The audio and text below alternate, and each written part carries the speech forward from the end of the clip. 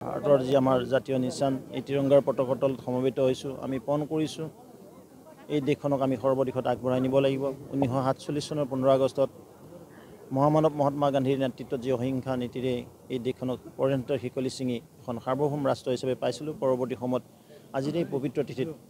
1950 চনৰ 26 জানুৱাৰী তাৰিখে আমাৰ নিজা এখন সংবিধান হ'ল ভীমৰাম আম্বেদকাৰ ডাঙৰীয়াৰ নেতৃত্বত আৰু এই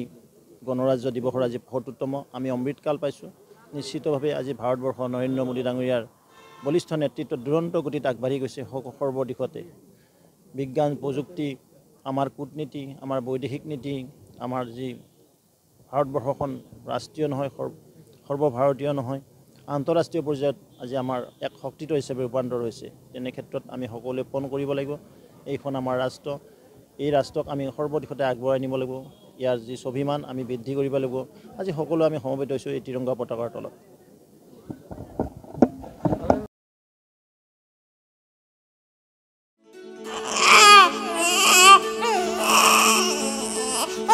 অভিনন্দন আপোনাৰ এজনী ছোৱালী জন্ম হৈছে